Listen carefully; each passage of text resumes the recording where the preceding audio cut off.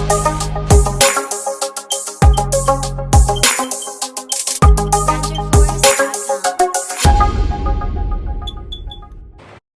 आज की वीडियो में हम डिस्ट्रीब्यूशन टॉपिक लेने जा रहे हैं। डिस्ट्रीब्यूशन का मतलब मार्केटिंग में इतना ही होता है कि जो प्रोड्यूसर है, जो प्रोडक्ट को प्रोड्यूस कर रहा है, वहाँ से लेकर कस्टमर तक वो प्रोडक्ट कैसे पहुँच रहा है, ये सारा प्रोसीजर जो होता है और जितने भी लोग इसके बीच में इन्वॉल्व होते हैं उनको हम चैनल्स ऑफ डिस्ट्रीब्यूशन बोलते हैं। यानी कि जो चैनल्स हैं और वो डिस्ट्रीब्यूट कर रहे हैं प्रोडक्ट को फ्रॉम प्रोड्यूसर टू कंज्यूमर। जैसे मैंने यहाँ पर लिखा है कि चैनल ऑफ डिस्ट्रीब्यूशन एक जरिया है प्रोडक्ट्स को कस्टमर्स तक पहुँचाने का।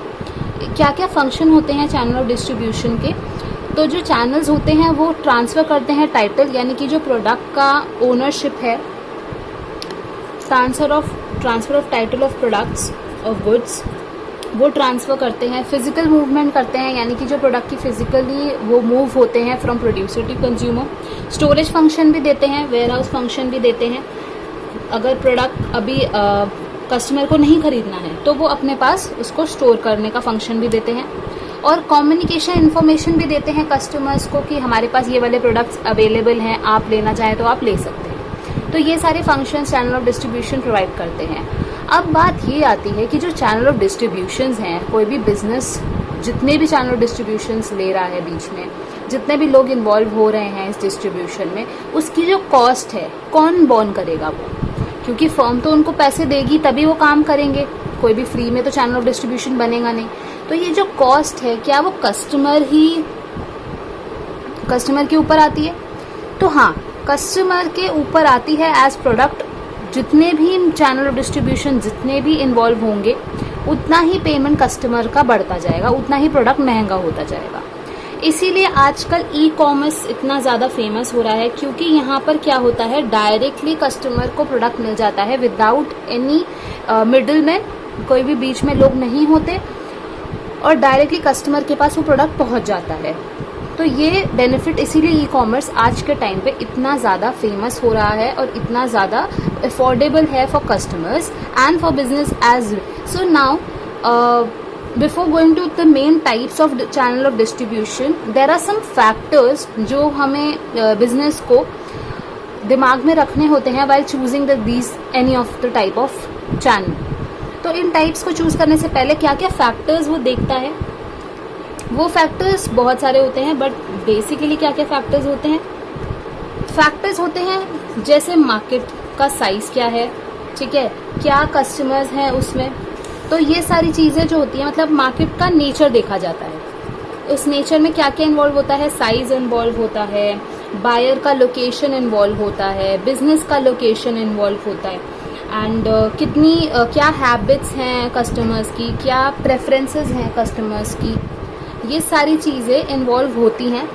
ये फैक्टर्स भी उनको दिमाग में रखने होते हैं। दूसरे फैक्टर्स ये हो सकते हैं जैसे कि जो नेचर है प्रोडक्ट का, यहाँ पर मार्केट के नेचर की बात हो गई। अब नेचर क्या है प्रोडक्ट का, यानी कि वो प्रोडक्ट पेरिशेबल हैं, उसी टाइम यूज़ होने वाले हैं, या फिर वो आराम से हम उनको स्टोर कर सकते हैं और बाद में बेच सकते हैं।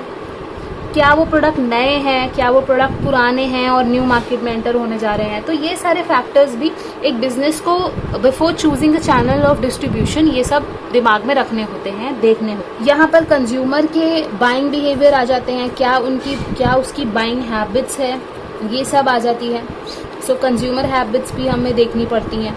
उसके बाद क्या फाइनेंशियली स्टेबल है बिजनेस और कितना उसका फाइनेंस मैनेजमेंट है। तो वो फाइनेंस को देखती है कि उसके पास कितना पैसा है कि वो इतनी मार्केटिंग या कौन सा चैनल ऑफ डिस्ट्रीब्यूशन चूज कर सकती है। तो उसको अपना फाइनेंशियल स्टेटमेंट भी देखना होता है। और इसमें बहुत सारे फैक्टर्स आ सकते हैं। एक फैक्टर आप ले सकते हैं कंपटीशन, कि कंपटीशन कितना है मार्केट में। तो ये वाले फैक्टर्स भी before choosing channel of distribution देखने होते हैं फर्म को। Now there are 3 main types जिसकी हम मेन बात करने वाले हैं आज।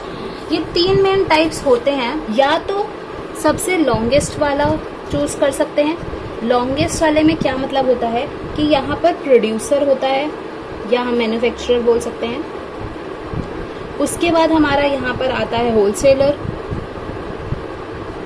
उसके बाद आते हैं रिटेलर, उसके बाद आते हैं कस्टमर या कंज्यूमर तक वो प्रोडक्ट पहुँचता है। तो यहाँ पे आप देख लो जो मिडिल मैन है वो दो इन्वॉल्व होते हैं, होलसेलर एंड रिटेलर। उसके बाद एक मिडिल वाला आता है, यानी कि जिसमें होलसेलर को हटाकर प्रोड्यूसर रिटेलर के पास प्रोडक्ट्स को भेजता है। तो producer to retailer and to customer. Third channel आता है जिसमें कोई भी मिडिलमैन इन्वॉल्व नहीं होता। इसमें क्या होता है, डायरेक्टली हम कंज्यूमर को ही, जो प्रोड्यूसर है वो प्रोडक्ट बेच रहा होता है। ठीक है, इसमें कोई मिडिलमैन इन्वॉल्व नहीं है। ये शॉर्टेस्ट चैनल है और यही कंज्यूमर प्रेफर करता है, जिससे क्या होता है उसको कॉस्ट अफोर्डेबल मिलती है, प्रोडक्ट डायरेक्टली मिलता है। एग्जाम्पल में आप लिख सकते हैं अमेजोन, फ्लिपकार्ट, जो डायरेक्टली कस्टमर को प्रोडक्ट पहुंचाते हैं। यहाँ पर आप देखें तो यहाँ पे सिर्फ एक ही मिडिलमैन है, यानी कि वन इंटरमीडिएरी है, और यहाँ पे दो लोग इन्वॉल्व हैं, तो टू मिडिलमैन्स आ गए। Okay, so there are these types are the main three types of distribution channel. तो ये बात की हमने चैनल ऑफ डिस्ट्रीब्यूशन की। अब बात आती है कि there are some decisions that has to be taken by the firm before entering into channel of distribution, and these major decisions are basically about physical distribution of goods, कि कैसे हम goods को डिस्ट्रीब्यूट करेंगे, इनके लिए major decision लेने होते हैं। तो वो जो 4 मेजर डिसीजन की बात कर रहे हैं वो क्या एरियाज हैं उसके बारे में समझते हैं। तो वो 4 मेजर डिसीजंस लेने होते हैं। पहला डिसीजन होता है ऑर्डर प्रोसेसिंग। इसका मतलब है कि कितना टाइम लगेगा ऑर्डर को हम जब प्लेस करेंगे, उसकी डिलीवरी में, उसकी पेमेंट में, जो वो जितना भी टाइम लगता है ऑर्डर को प्रोसेस होना, ये बहुत मेजर डिसीजन होता है। जितना ज़्यादा साइकिल लगेगा, जितना ज़्यादा टाइम लगेगा ऑर्डर लेने में, उसको डिलीवर करने में और पेमेंट लेने में, उतना ज़्यादा कस्टमर की सेटिस्फैक्शन कम होती जाएगी। ठीक है, सो हम कह सकते हैं कि अगर लॉन्गर है साइकिल तो लोअर है कस्टमर सेटिस्फैक्शन। तो ये बात ध्यान देनी होती है कि हम जितना जल्दी हो सके ऑर्डर को प्रोसेस करें, रिसीव करें, डिलीवर करें और पेमेंट लें। दूसरा मेजर डिसीजन आता है वेयर हाउसिंग का। अब प्रोडक्ट हमने अवेलेबल तो करा दिए कस्टमर को, लेकिन कई गुड्स होते हैं जब हम प्रोड्यूस करते हैं तो सारे तो एक साथ सेल नहीं होते, तो फिनिश गुड्स को स्टोर करना बहुत इंपॉर्टेंट डिसीजन होता है, और उस स्टोरेज को बोलते हैं हम वेयर हाउसिंग। कंपनी को डिसाइड करना होता है कि कितना स्टॉक वो वेयर हाउस में रखेगी और उस वेयर हाउस की क्या लोकेशन होगी, क्योंकि उस फर्म के पास हो सकता है बहुत सारे वेयर हाउस हो, तो डिपेंड करता है। और ये बहुत मेजर डिसीजन है, क्योंकि अगर हम ऐसे वेयर हाउस में अपने फिनिश गुड्स को स्टोर कर दे जिस लोकेशन में उस प्रोडक्ट की डिमांड ही नहीं है, तो कोई फ़ायदा नहीं होगा। जब कस्टमर्स को चाहिए होंगे वो प्रोडक्ट, उनको अवेलेबल नहीं होंगे। तो वेयर हाउसिंग डिसीजन बहुत इंपॉर्टेंट होता है और लोकेशन इसमें बहुत इंपॉर्टेंट निभाती है।